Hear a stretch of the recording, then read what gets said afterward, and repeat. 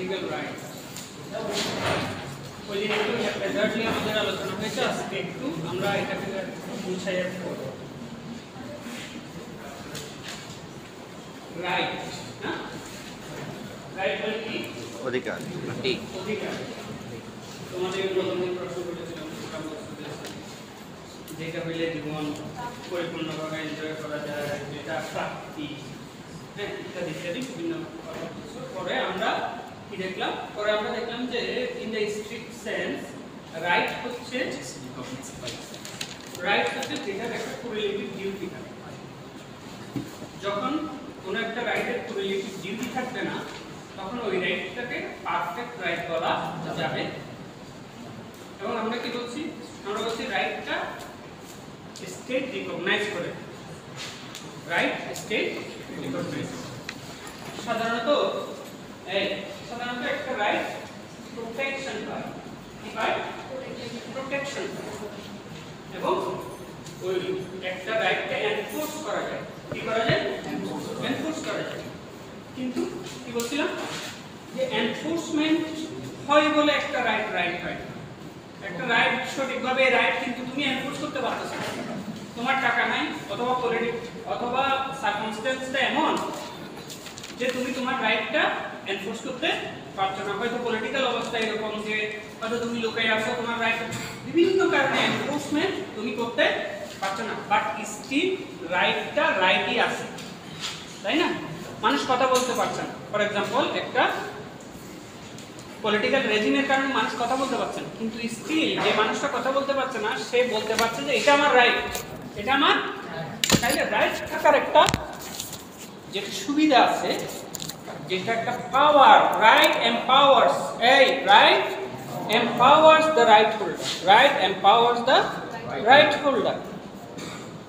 এবং সেটাই বলা হচ্ছে যে right is not just desirable or good or even right মানে সঠিক, মানে তোমার অধিকারটা শুধু প্রত্যাশিত এমন না, শুধু এটা যে ভালো তুমি যে এটা পাবা এটা নয়, শুধু যে এটা সঠিক এটা নয়, বরং রাইটটা হচ্ছে it is an entitlement, it is an entitlement. Right এর প্রকৃত বিচারে রাইট হচ্ছে তোমার প্রাপ্য, রাইট হচ্ছে তোমার প্রাপ্য, রাইট হচ্ছে তোমার প্রাপ্য। সেই প্রাপ্যটা যদি তুমি এনফোর্স করতে না পারো, এটা এনফোর্সমেন্টের দুর্বলতা হইতে পারে। এটা যদি প্রোটেকশন দিতে না পারে রাষ্ট্র, এটা রাষ্ট্রের দুর্বলতা হতে পারে। কিন্তু স্টিল রাইট ইজ রাইট, বুঝা গেছে? এবং রাইট কি করে বললাম? এম্পাওয়ার করে। রাইট কি করে? এম্পাওয়ার করে। এই জন্য একটা রাইট থাকা আর না থাকার মধ্যে অনেক পার্থক্য আছে। একটা রাইট থাকা এবং না থাকার মধ্যে অনেক পার্থক্য আছে। যেমন একটা উদাহরণ দিচ্ছে একটা বইয়ে, যে তোমার কার তোমার গ্যারেজ থেকে, তোমার কার যখন তোমার গ্যারেজে থাকে তখনও এটার উপর তোমার রাইট আছে। যখন এটা তুমি কাউকে ধার দাও তখনও এটার উপর তোমার অধিকার আছে। যখন এটা চুরি হয়ে যায়, যখন এটা চুরি হয়ে যায় এবং খুঁজে পাও তখনও তোমার এটার উপর রাইট। যখন এটা চুরি হয়ে যায় কিন্তু তুমি খুঁজে পাও না, তখনও সেটার উপর তোমার রাইট আছে। বুঝা গেছে? এবং এনফোর্সমেন্ট তুমি হয়তো না করতে পারো, রাষ্ট্র হয়তো তোমাকে প্রোটেকশন না দিতে পারে, কিন্তু right is an empowering phenomena. যখন তোমার কাছে রাইট আছে, তুমি এনফোর্স করতে পারছো না, কিন্তু কোনো সময় করতে পারবা, কোনো সময় করতে পারবা। স্টুডেন্টদেরকে আগে বলতাম যে স্যার এখানে ইয়ে করলে কি হবে, এখন যে পলিটিক্স করলে কী হবে, পলিটিক্স করে তো সঠিকভাবে কিছু হয় না। তখন বলতাম যে হয়তো একটা পরিবেশ আসবে, কিন্তু কেউ বিশ্বাস করতো না, তারাও বিশ্বাস করতো। তো রাইট হোল্ডারের রাইট থাকলে তুমি এনফোর্স করতে পারছো না, ঠিক আছে, এখন প্রোটেকশন পাচ্ছ না, এটাও ঠিক আছে, কিন্তু যতক্ষণ পর্যন্ত তোমার রাইটটা আছে, তোমার কাছে এমন একটা পাওয়ার আছে যেটা তুমি সুযোগ পেলেই ব্যবহার করতে পারো, সুযোগ পেলেই ব্যবহার করতে। এবার তোমাদেরকে বলি, রাইট একটা হচ্ছে লিগ্যাল রাইট। কি রাইট? Legal right. আর কতগুলো রাইটকে বলা হয় ফান্ডামেন্টাল রাইট। Fundamental right. আর এক ধরনের রাইটকে বলা হচ্ছে ন্যাচারাল রাইট। কি রাইট? Natural right. দেখি বলো তো পজিটিভিস্টরা ন্যাচারাল রাইটের ব্যাপারে কি বলবে?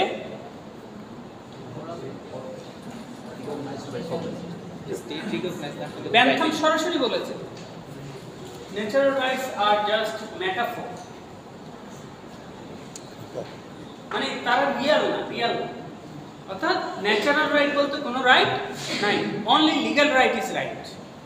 অর্থাৎ রাষ্ট্র যেগুলোকে স্বীকৃতি দিয়েছে শুধুমাত্র সেগুলোই রাইট, অন্যগুলো জাস্ট মানে আমরা রাইট বলতে পারি, কিন্তু এগুলো এনফোর্সমেন্ট করা যাবে না। এবার রোনাল্ড ডুয়ার্কিনের কথা তোমাদেরকে গত ক্লাসে বলেছি। উনি একটা বই লিখেছে, বিশ্ববিখ্যাত বই, অত্যন্ত কঠিন, প্রথম দিকে অ্যাটলিস্ট পড়লে তুমি আর ভিতরে পড়তে চাইবে না। ওই বইয়ের নাম হচ্ছে টেকিং রাইটস সিরিয়াসলি। ওনার বইয়ের নাম হচ্ছে টেকিং রাইটস সিরিয়াসলি। সিরিয়াসলি। উনি এখানে টেকিং রাইটস সিরিয়াসলি, রাইট বলতে ন্যাচারাল রাইট বুঝেছে। কি বুঝেছে? Natural right. Natural right. উনি বলছেন লিবারেল লিগ্যাল সিস্টেম। তোমরা জানো যে লিবারেল পলিটিক্যাল সিস্টেম একটা বিষয় আছে, তেমনি লিবারেল লিগ্যাল সিস্টেমের মধ্যে পজিটিভিস্টরা দুই একটা কথা বলে। এর মধ্যে একটা কি, স্টেট যখন আইন বানায় সেটা আইন হয়, তাই না? বিবেক থেকে আইন পাওয়া যায়, এগুলো তারা বিশ্বাস করে। আরেকটা কি কথা বলে যে ইন্ডিভিজুয়াল রাইটগুলো গুরুত্বপূর্ণ রাইট, কিন্তু ওরা আবার যেহেতু ন্যাচারাল রাইটকে মানে না, তখন রোনাল্ড ডুয়ার্কিনের মূল বক্তব্যটা হচ্ছে ন্যাচারাল রাইট এই লিবারেল লিগ্যাল সিস্টেমের সাথে ফিট করে, কিন্তু কোনো কারণে পজিটিভিস্টরা এটা থেকে নিজেকে দূরে রাখে। কারণ ওদের গুরু বেন্থাম নিজেই বলে রাখছে যে ন্যাচারাল রাইট এক ধরনের মেটাফোর। ও আরেকটা কথা বলছে, nonsense in the stilt, nonsense in the stilt. ওই যে কতগুলো মানুষ অনেক বাঁশের উপর দাঁড়িয়ে মানুষদেরকে খেলা দেখায়, এগুলোকে বলে স্টিল্ট। কেমন? Nonsense in the stilt. Serious মানুষ তো এগুলো কাজ করবে না। ও বলছে ন্যাচারাল রাইট ওরকম, ও বলছে natural right is a nonsense in the stilt, অর্থাৎ মেটাফোর। এরকম খারাপ খারাপ শব্দ বলে ও বলছে ন্যাচারাল রাইট কোনো কিছু। আচ্ছা, ন্যাচারাল রাইটের ধারণাটা তোমরা জানো যে জন লক ইত্যাদি যারা, বিশেষ করে জন লক এই ন্যাচারাল রাইটের অন্যতম প্রবক্তা। ও বলছে মানুষের কতগুলো এলিয়েনেবল রাইট থাকে। মানুষ হিসেবে জন্মগ্রহণ করার কারণে কোনো স্টেট যদি তাকে কোনো অধিকার নাও দেয়, বাই বর্ন তার কতগুলো অধিকার জন্মায়, এগুলোকে বলা হয় ন্যাচারাল রাইটস। কিন্তু পজিটিভিস্টরা এই রাইটটাকে ততক্ষণ পর্যন্ত স্বীকার করবে না যতক্ষণ পর্যন্ত রাষ্ট্র ওগুলোকে রাইট হিসেবে স্বীকৃতি দিবে না। এই রোনাল্ড ডুয়ার্কিন এই কথাটাই বলছে যে রাষ্ট্র স্বীকৃতি দিক বা না দিক, ন্যাচারাল রাইটগুলোকে স্বীকার করার মধ্যে কোনো সমস্যা নাই, এবং এটা পজিটিভিজমের এগেইনস্টে না, এটাই হচ্ছে ওর বক্তব্য। এবং ও ফিলোসফি ইত্যাদি বিভিন্ন কিছু দিয়ে এটা প্রমাণ করার চেষ্টা করেছে। তাহলে ন্যাচারাল রাইট কি রাইট এবার বুঝছো? ওই যে তোমরা হিউম্যান রাইটস যে জিনিসটা পড়ো, এটার সূত্রপাত ন্যাচারাল রাইটস থেকে। হিউম্যান রাইটসের ধারণা কি? এখন আমরা আরেকটা রাইট পড়তেছি, হিউম্যান রাইটস। হিউম্যান রাইটস মানে ওই রাইটসগুলো যেগুলো হিউম্যান বলে কোনো মানুষ পায়। যেহেতু মানুষের হিউম্যানিজম বা মনুষ্যত্ব যেহেতু বিলীন হয় না, সেজন্য কোনো অবস্থায় সে ওই হিউম্যান রাইটস থেকে বঞ্চিত হতে পারে না।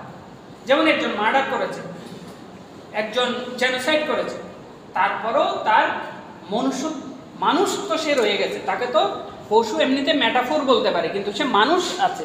যেহেতু মানুষ আছে তাকে সেজন্য হিউম্যান রাইটসগুলো দিতে হবে। তুমি তাকে খুঁচাই মারতে পারবে না, তাকে ফাঁসি দিতে পারো আইন ব্যবস্থা যদি অ্যালাউ করে, কিন্তু মানুষ হিসেবে তাকে ট্রিটমেন্টটা দিতে হবে। তুমি তাকে জেলে পড়তে পারো, তাকে বাইরে হইতে না দিতে পারো, কিন্তু সেখানে তুমি তাকে উপবাস থেকে রেখে একেবারে মেরে ফেলতে পারবে না। ওখানেও কতগুলো হিউম্যান রাইটস তার জন্য প্রযোজ্য। যুদ্ধ অবস্থায় কতগুলো হিউম্যান রাইটস প্রযোজ্য, যেমন তুমি শিশুকে মারতে পারবে না, নারীকে মারতে পারবে না, উপাসনালয় মারতে পারবে, উপাসনালয়কে ধ্বংস করতে পারবে না, কারণ এগুলো বেসিক হিউম্যান রাইটস। এবং যুদ্ধকালীন অধিকারগুলো আসে হিউম্যানিটেরিয়ান রাইট, তখন এটার নাম হয়ে যায় হিউম্যানিটেরিয়ান রাইট। এবার আসো ফান্ডামেন্টাল রাইট। ফান্ডামেন্টাল রাইট আসলে এই হিউম্যান রাইটস বা ন্যাচারাল রাইটসগুলোই আবার সংবিধানে যখন স্থান পায়, স্বীকৃতি পায় ফান্ডামেন্টাল রাইট হিসেবে, সেগুলোকে বলা হয় ফান্ডামেন্টাল রাইট। এক দেশের ফান্ডামেন্টাল রাইট যেগুলো, অন্য দেশে সেগুলো ফান্ডামেন্টাল রাইট নাও হতে পারে। তাহলে কোন দেশের লিস্টটাতে কি আছে এটা আমাদেরকে দেখতে হবে। এখন কথা হচ্ছে আইডিয়াটা কি? ফান্ডামেন্টাল রাইটের আইডিয়াটা হচ্ছে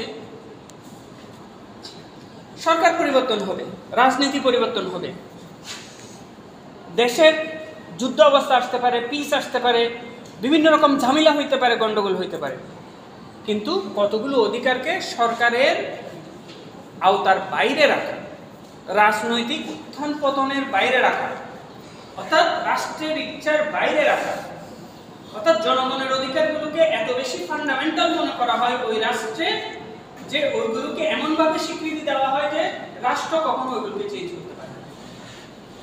এগুলোকে বলা হয় ফান্ডামেন্টাল রাইট। কারণ এগুলো এতই গুরুত্বপূর্ণ যে পলিটিক্যাল পার্টি বা সরকার এসে এগুলোকে পরিবর্তন করবে, এই ধারণাটাই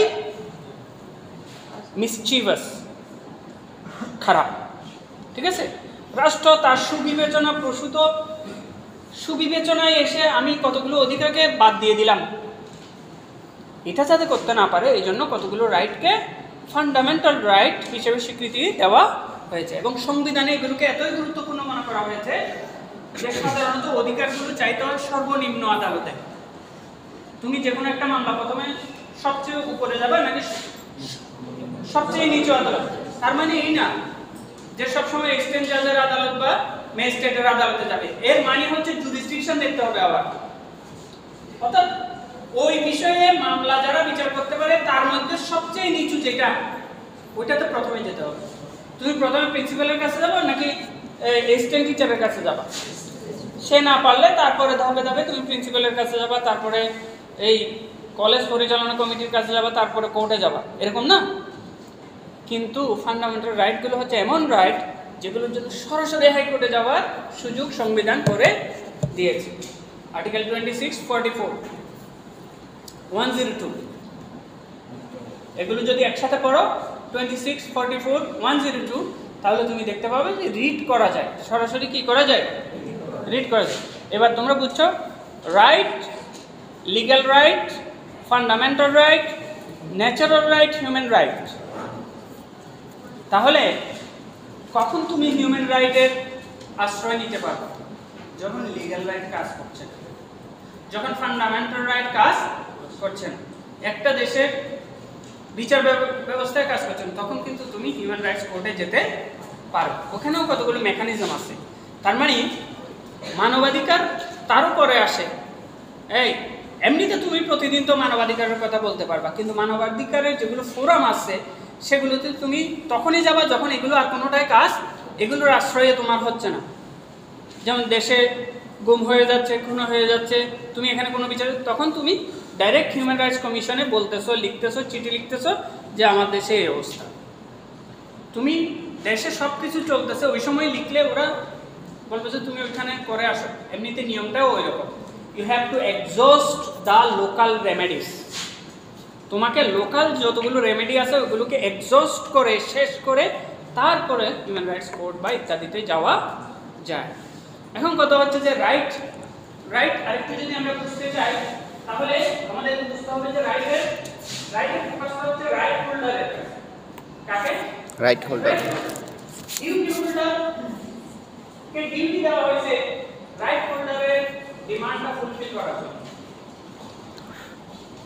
কিন্তু আইডিয়াল সিচুয়েশনটা হচ্ছে এনজয়মেন্ট, অর্থাৎ রাইট হোল্ডার রাইট এনজয় করছে অবলীলায়। যেমন আমরা একটা সিজন গ্রহণ করতেছি যে বলে করতেছি যে এটা অটো হওয়া উচিত। এনজয়মেন্টটা রাইটের এনজয়মেন্টটা অটো হওয়া উচিত। কিন্তু যখনই এর আরো কতগুলো ধাপ আছে, যেমন রেসপেক্ট, ডিউটিটা তোমাকে রেসপেক্ট দিচ্ছে বা অন্যরা তোমাকে রেসপেক্ট দিচ্ছে, তুমি যাতে ডিউটিটা পালন করতে পারো। কিন্তু যখন রেসপেক্ট দিচ্ছে না, তুমি এটাকে এক্সারসাইজ করতে পারো। তুমি বলতে পারো এই আমার রাইট কিন্তু তোমরা রেসপেক্ট করতেছো না, আমি এনজয় করতে পারতেছি না, তোমরা রেসপেক্ট করছো না, আমাকে এখন আমার রাইট দাও। এবং অবশেষে সেটাও যদি সম্ভব না হয়, কথাই না বলে enforcement. Because enforcement is not an ideal situation. Even active exercise is not an ideal situation. Even respect, active respect from the duty holder is also not the ideal situation. The ideal situation is automatic enjoyment and non-interference by others or non-obstruction by others. Come on, তুমি তোমার অধিকার, তোমার ঘরে তুমি যাচ্ছ, কেউ abstract করতেছে না, তুমি তোমার অধিকার যেগুলো আছে, যত ধরনের অধিকার আছে সবগুলো এনজয় করতেছো, আইডিয়াল সিচুয়েশন। কিন্তু যখনই কিন্তু এগুলো থাকা লাগে, এনফোর্সমেন্টের সুবিধাটা রাইট হোল্ডারের আছে, সে নিয়ে বসে আছে। কেমন?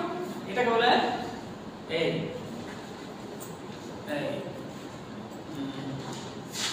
Position paradox. এটাকে বলা হয় পজিশন প্যারাডক্স। তুমি তখনই বুঝবা এটার গুরুত্ব যখন তোমার এটা না থাকে। যেমন অক্সিজেনের গুরুত্ব আমরা কোভিডের সময় বুঝছিলাম, প্রত্যেকদিন আমরা অক্সিজেন নিচ্ছি, কিন্তু অক্সিজেন যে নিচ্ছি এটাই বুঝতেছি না। কিন্তু যখন আমার ছিল না, তখন বুঝছি যে আমার কি ছিল। তেমনি ভাবে অধিকার যখন থাকবে না, তখনই তুমি বুঝবা যে অধিকার থাকার কি গুরুত্ব আছে। এজন্য অধিকার থাকাটা এবং অধিকার কি এটা বোঝাটা খুবই গুরুত্বপূর্ণ। What is right in a word? Right is an entitlement. Right is an entitlement. এটা আমার প্রাপ্য, এটা আমার প্রাপ্য। ওকে, তাহলে রাইটের ব্যাপারে তোমাদের আজকে আরেকটু ভালো ধারণা আছে।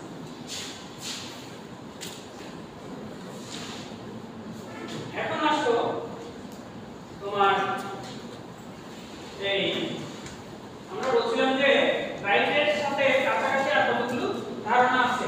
এর মধ্যে কি কি? পাওয়ার, এগেইনস্টে কি আছে, করেসপন্ডিং কি আছে, কোরিলেটিভ কি আছে, ডিউটি আছে। গত ক্লাসে আরেকটা বলছিলাম, সেটা কি? আরেকটা পড়ছিলাম না, লিবার্টি। লিবার্টি হচ্ছে যে তোমার কোনো প্রিভিলেজ যেটা কারো ইন্টারফেয়ারেন্স ছাড়া তুমি এনজয় করতে পারো। কেমন? সেটা সেখানে অপোজিটে কোনো ধরনের কি নাই, ডিউটি নাই। যেটা আছে সেটা হচ্ছে নো রাইট। আমি কিছু করতে চাইলে আমার লিবার্টিটাকে বাধাগ্রস্ত যাতে না করা হয় সেটা আছে। এবং এগুলো সূক্ষ্ম পার্থক্য। অনেক সময় লিবার্টি এনজয় করার জন্য রাইটের প্রয়োজন হয়। কেমন? রাইটের মাধ্যমে আমি লিবার্টিটা এনজয় করতে পারি, কিন্তু সব সময় যে এরকম হবে সেটা কিন্তু নয়। অনেক সময় লিবার্টি সম্পূর্ণভাবে আলাদা থাকতে পারে। কেমন? যেমন লিবার্টি টু ইজেক্ট, ল্যান্ডলর্ডের যে লিবার্টি আছে ভাড়াটিয়াকে তার ঘর থেকে বাইর করে দেওয়ার, এটার এগেইনস্টে কোনো ধরনের রাইট নাই। ওকে এটা থেকে বাধাগ্রস্ত করার জন্য ডিউটিও নাই, রাইটও নাই, কোনো কিছু নাই। ও চাইলে যে কোনো সময় এটা এক্সিকিউট করতে পারে। এবার আসো আমরা আজকে আরো দুইটা রাইটের কাছাকাছি, এগুলো right in the wider sense কিন্তু স্ট্রিক্ট সেন্স না। এর মধ্যে একটা হচ্ছে পাওয়ার। গতবার প্রশ্ন দিয়েছিলাম as equal power. What is power? ওরা বলছে স্যার রাষ্ট্রের মধ্যে একটা পাওয়ার থাকে, রাষ্ট্রের অনেক পাওয়ার আছে। আমি এখানে কিন্তু বলে দিছি যে what is power in the legal sense. কি একটা ওখানে দিছি যে ল, অ্যাকর্ডিং টু ল পাওয়ারটা কি। ল এর স্টুডেন্ট হিসেবে আমাকে বলতে হবে যে পাওয়ার তো আন্তর্জাতিক পাওয়ার আছে, দেশীয় পাওয়ার আছে, পলিটিক্যাল পাওয়ার আছে। আমি বলছি what is power in the eye of law. আইনের দৃষ্টিতে পাওয়ার খুব ইন্টারেস্টিং কিন্তু সংখ্যাটা। আইনের দৃষ্টিতে পাওয়ার হচ্ছে কোনো কিছু চেঞ্জ করে দেওয়ার ক্ষমতা, কারো স্ট্যাটাস চেঞ্জ করে দেওয়ার ক্ষমতা, কারো অধিকার চেঞ্জ করে দেওয়ার ক্ষমতা। কেমন? এবিলিটি টু চেঞ্জ, এটা হচ্ছে পাওয়ার।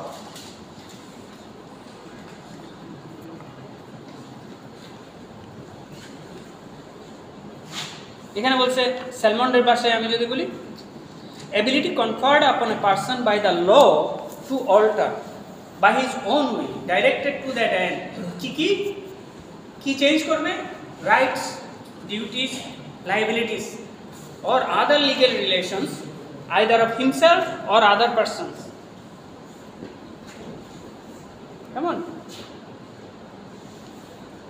আরেকজনের অবস্থা চেঞ্জ করে দেওয়ার নামই হচ্ছে ক্ষমতা পাওয়া আরেকজনের অধিকার চেঞ্জ করে দেওয়া আরেকজনের ডিউটি চেঞ্জ করে দেওয়া আরেকজনের লিবার্টি প্রিভিলেজ ইত্যাদি চেঞ্জ করে দেওয়া লায়াবিলিটি চেঞ্জ করে দেওয়ার নামই হচ্ছে কি পাওয়ার পাওয়ার যেমন তুমি বন্ধক দিছো তোমার একটা জমি এবং ওখানে বলা আছে যে আমি 5 লাখ টাকা তোমার কাছ থেকে নিচ্ছি 5 লাখ টাকা তোমার কাছ থেকে নিচ্ছি এই 5 বছর সময় তুমি আমাকে জমি ফেরত দিবা আমি তোমাকে টাকা ফেরত দিব কিন্তু তোমরা জানো যে ট্রান্সফার অফ প্রপার্টি অ্যাক্ট বলে একটা অ্যাক্ট করবা তোমরা ট্রান্সফার অফ প্রপার্টি সেখানে কিন্তু লেখা আছে যদি ঠিক সময়ে বা যতদিন সময় আছে এর মধ্যে যদি তুমি বন্ধকটা উদ্ধার করতে না পারো তখন কি হবে তখন এমনও প্রভিশন রাখা যেতে পারে যে তুমি ওই জমিটা বিক্রি করে তোমার টাকা তুমি তুলে নিও উসুল করে নিও বুঝা গেছে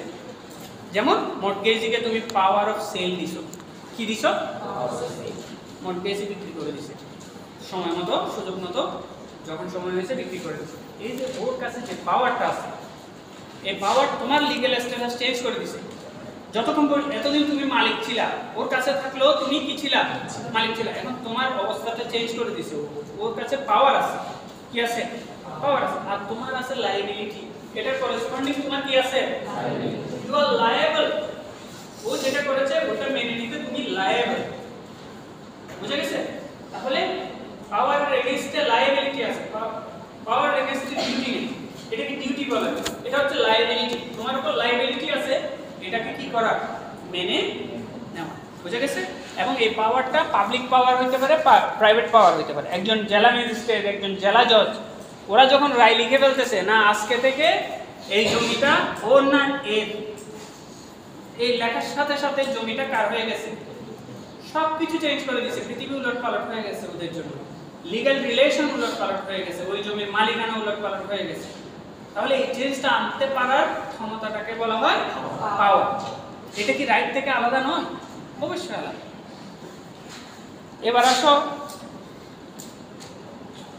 এই এখানে উদাহরণ এটাও দিয়েছে জাজমেন্ট ডেটর জাজমেন্ট ডেটর এই শব্দটা শুনেছো জাজমেন্ট ডেটর এমনিতে ডেটর ক্রেডিটর শুনছো হ্যাঁ কিন্তু জাজমেন্ট ডেটর শুনেছো না স্যার একটা রায় হওয়ার পরে একটা জমি এর জমি একে দেওয়া এর 5 কোটি টাকা একে প্রাপ্য এটা বলে দেওয়ার সাথে সাথে ওকে বলে জাজমেন্ট ডেটর যাকে যার এগেইনস্টে জাজমেন্টটা হইছে ও হয়ে গেছে জাজমেন্ট ডেটর সে বাংলা কি ডেটর কি স্যার ঋণগ্রস্ত ব্যক্তি সে ওই জাজমেন্টের মাধ্যমে সে এত টাকা ঋণ বা এই জমিটা দেওয়ার ঋণে আবদ্ধ হয়ে গেছে তাহলে জাজমেন্ট দেওয়ার সাথে সাথে একজন জেলা জজ কি করে দিল ওদের রিলেশনটা পরিবর্তন অধিকার পরিবর্তন করে দিল ডিউটি পরিবর্তন করে দিল এই পরিবর্তনের ক্ষমতা আর এটা হইতে পারে প্রাইভেট এই পাওয়ারটা হইতে পারে প্রাইভেট পাওয়ার যে সব সময় খারাপ করে দেয় কিন্তু না যেমন পাওয়ার টু গিফট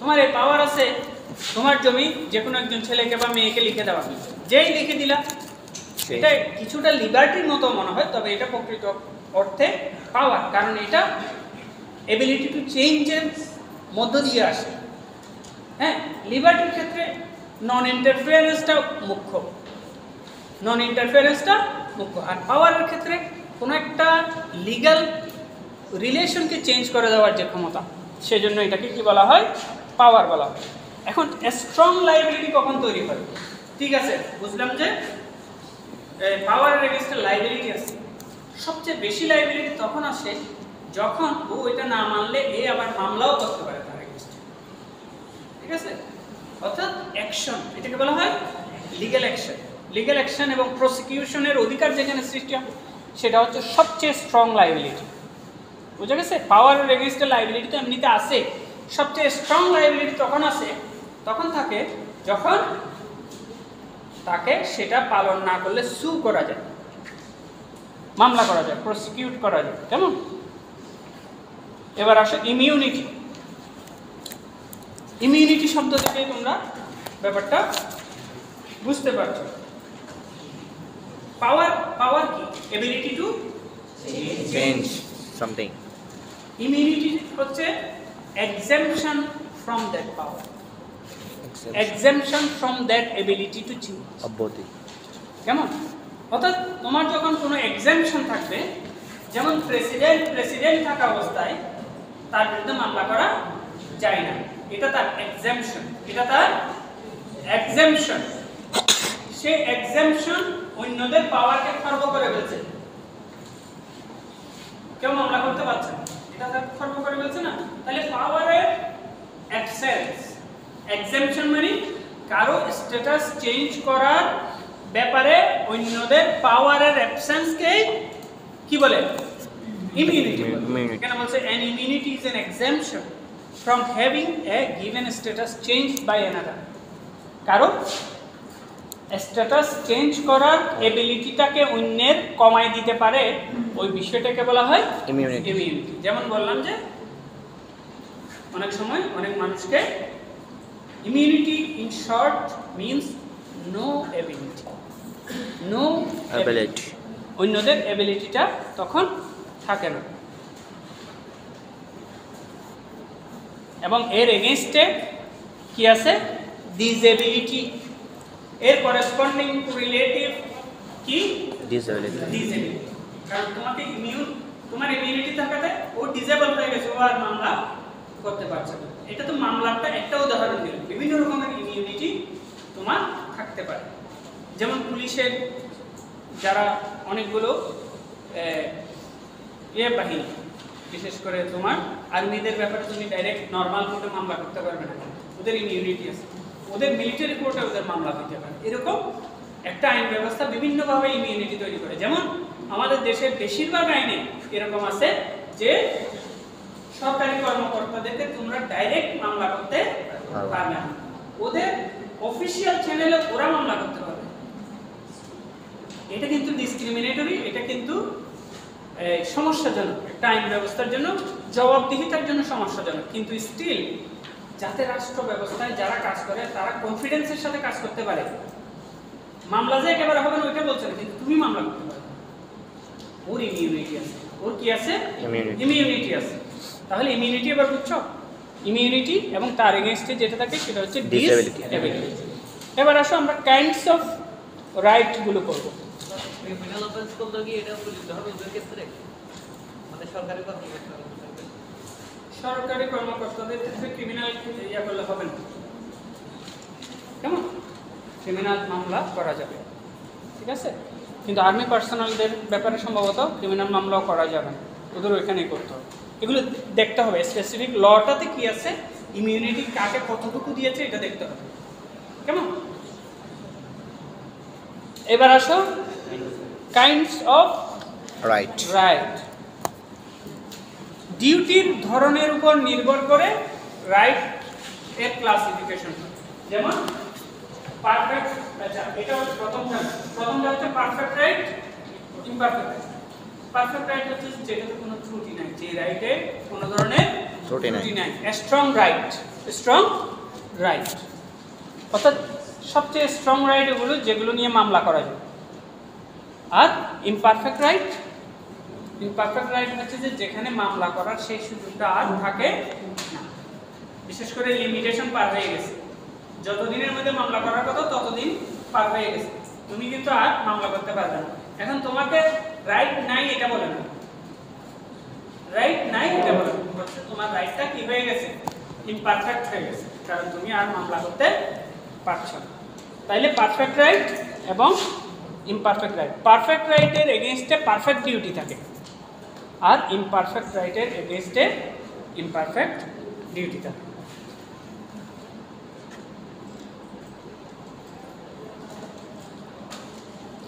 যেমন বহির্রাষ্ট্র তোমার উপর কোনো অপরাধ করেছে, তোমার রাইটটা কি পারফেক্ট নাকি ইমপারফেক্ট? ইমপারফেক্ট। কারণ ব্যক্তি রাষ্ট্রের এগেইনস্টে মামলা করতে পারে, তাইলে এই রাইটটা তোমার ইমপারফেক্ট রাইট।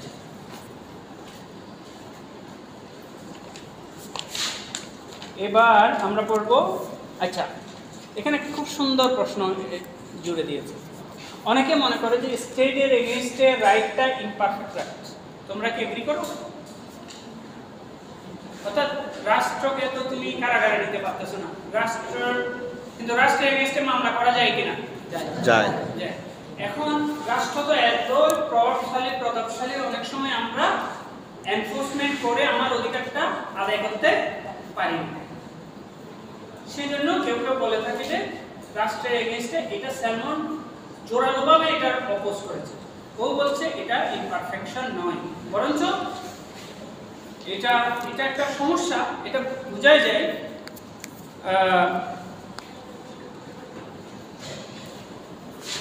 স্টেট গাইড জুড়ে অনেক সময় এনফোর্সমেন্টটা ঠেকিয়ে রাখতে পারে, কিন্তু স্টিল তুমি যতক্ষণ পর্যন্ত মামলাটা করতে পারছো, বিশেষ করে রাষ্ট্রের সাথে যদি তোমার চুক্তি হয়, সেই চুক্তি এনফোর্স করার জন্য তুমি সব সময় যে কোনো সময় মামলা করতে পারবে। রাষ্ট্রের সাথে জনগণের অনেক চুক্তি হয় না, বিভিন্ন কাজের চুক্তি, এই সেই, সেগুলো কিন্তু রাষ্ট্র মানতে বাধ্য। অনেক সময় সে যতদিন পাওয়ারে থাকে ততদিন পর্যন্ত রাষ্ট্রের এগেইনস্টে অনেক সময় কার্যকরভাবে আমরা অধিকারটা আদায় করতে পারি না, এটা ঠিক আছে, কিন্তু সেজন্য এই রাইটটাকে ইমপারফেক্ট রাইট বলা যাবে। এবার positive right, negative right. Positive right, যেসব রাইটের এগেইনস্টে পজিটিভ ডিউটি থাকে, বেশিরভাগ রাইট এরকমই। আর যেসব রাইটের এগেইনস্টে নেগেটিভ ডিউটি থাকে সেগুলো হচ্ছে নেগেটিভ রাইট। যেমন তুমি কাউকে ইন্টারফেয়ার করবে না, কাউকে নুইসেন্স করবে না, না জাতীয় যেগুলো ডিউটি আছে সেগুলো করেসপন্ডিংয়ে যেটা থাকে সেটা হচ্ছে নেগেটিভ রাইট। আর যেগুলো করার দায়িত্ব থাকে সেগুলো হচ্ছে পজিটিভ রাইট। যেমন কাউকে তুমি হার্ম করবে না, এটা হচ্ছে এই তোমার নেগেটিভ রাইট। সাধারণত একটা হচ্ছে কমিশন আর একটা হচ্ছে ওমিশন, এই শব্দ শুনেছ? একটা হচ্ছে কমিশন, একটা হচ্ছে ওমিশন। কারো ব্যাপারে পজিটিভলি কোনো অপরাধ করলে এটাকে বলা হয় কমিট এ ক্রাইম, তাই না? আর হচ্ছে ওমিশন, না করা তোমার ডিউটি ছিল কিন্তু তুমি সেটা করো না। সাধারণত কমিশনের এগেইনস্টে অ্যাকশন বেশি হয়। কমিশনের এগেইনস্টে তুমি ঘরে বসে আছো, পারফেক্ট, এটা হচ্ছে নেগেটিভ রাইট, নেগেটিভ ডিউটি। তুমি ঘরে বসে আছো, কিছু জানো না, তোমার বিরুদ্ধে মামলা করেছে, বলছে সে কিছু করে না। জুলাই অভ্যুত্থান হলো, বলছে শিক্ষকরা এটা প্রতিবাদ করেন, মামলা কেটে দিয়েছে যে প্রতিবাদ কেন করেন। সাধারণত এই ধরনের মামলা হয় না। তোমাদেরকে যখন লাইবিলিটি পড়াবো তখন আরো ভালোভাবে ওখানে বলা আছে যে সাধারণত করার এগেইনস্টে মামলা হয়, না করার এগেইনস্টে মামলা হয় না। না করার এগেইনস্টে যদি মামলা হতো এখানে সবার বিরুদ্ধে মামলা হবে। দুইজন মানুষ ঝগড়া করছে, একজন আরেকজনকে কোপাই মেরে ফেললো, তুমি পাশ দিয়ে চলে আসলা ক্লাসে, বাবা মা বলছে গন্ডগোল হইলেই পাশ দিয়ে চলে আসতে হবে, তুমি চলে আসো, তোমার বিরুদ্ধে মামলা হয়ে যাবে। তুমি গন্ডগোল চলাকালীন সময় ওখানে ওদেরকে ছড়াও নাই কেন? এটা হয় না, কারণ এরকম হলে আমরা ঘরে ঘুমাচ্ছি, মামলা হয়ে গেছে, এরকম হবে। এই জন্য ডাইরেক্ট অ্যাক্টিভ যদি তুমি পার্টিসিপেট করো তখন তোমার বিরুদ্ধে মামলা হবে। তুমি না করো, এবং আইন ব্যবস্থায় সবসময় করার এগেইনস্টে অপরাধ সৃষ্টি করেছে, না করার এগেইনস্টে খুব কম অপরাধ সৃষ্টি করেছে। বিশেষ করে পাবলিক অফিসিয়ালদের যেটা না করার কথা ওরা যদি কখনো করে ফেলে তখন এটার ব্যাপারে, যেমন পুলিশকে বললো যে তুমি অত্যধিক ফোর্স ব্যবহার করবে না, কিন্তু করে ফেলছে, সাধারণ জনগণের ব্যাপারে ওইরকম শত শত অপরাধের সৃষ্টি করা হয়নি। ওকে, তারপরে এই লাস্ট হচ্ছে রাইট ইন পার্সোনা।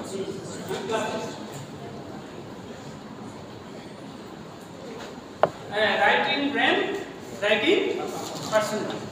সাধারণত এইভাবে বলা হয় যে সারা পৃথিবীর এগেইনস্টে তোমার যে অধিকার থাকে সেটা রাইট ইন র্যাম, আর সুনির্দিষ্ট ব্যক্তির এগেইনস্টে যে অধিকার তোমার থাকে সেটা হচ্ছে রাইট ইন পার্সোনাল। যেমন তুমি কাউকে ঋণ দিছো, এটা রাইট ইন পার্সোনাল।